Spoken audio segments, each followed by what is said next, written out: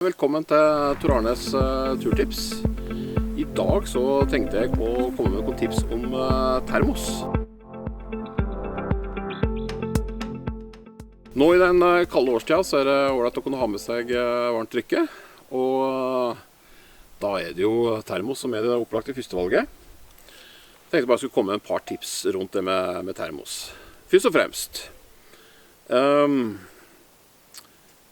Termos, det er en bestand av to beholdere med vakuum imellom. Og det er det vakuum som gjør at den heller på varmen.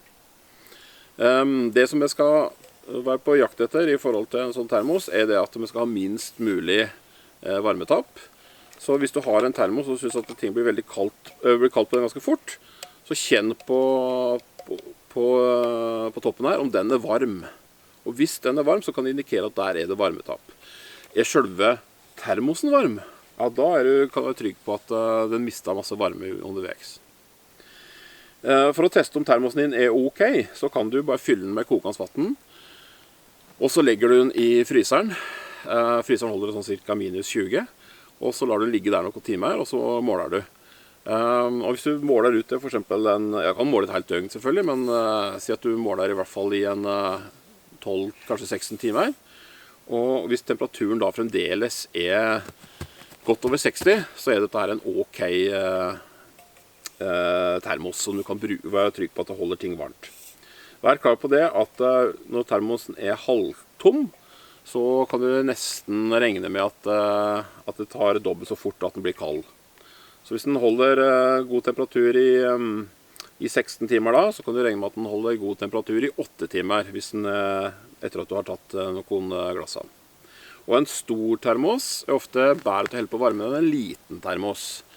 En mattermos har en veldig stor overflate her på toppen, og vil da miste fort veldig mye varme. Men den er jo egentlig bare beregnet på å holde ting lunka, så det er ikke så kritisk med en sånn mattermos. Men du kan også bruke en sånn termos til å holde ting matvarmt også. Ingen problem med å ha på buljonger og så pølser, og så la den stå og trekke på termosen til du kommer fram.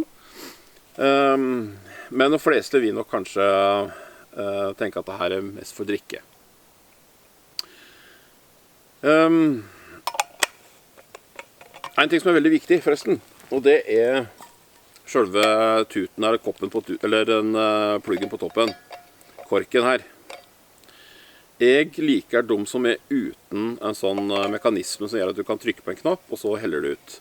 Min erfaring er at den kan fryse sånn når det er skikkelig kaldt. Så kjenner det fuktighet inn der, og så legger det seg, og så fryser den for eksempel over natta hvis du ligger ute i telt. Og det er jo ikke særlig ønskelig. Derimot så sånne hele så dette her, som er bare sånn at du kan bare vri litt rundt, og så kan du helle ut. De er fine.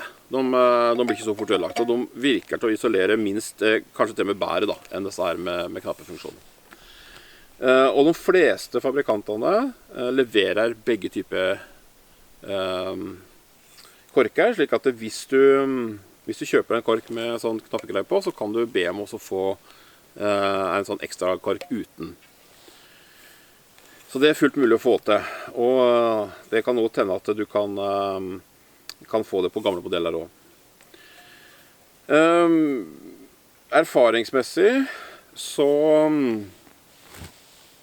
er det veldig lurt å ha med seg en sånn termos også på langtur.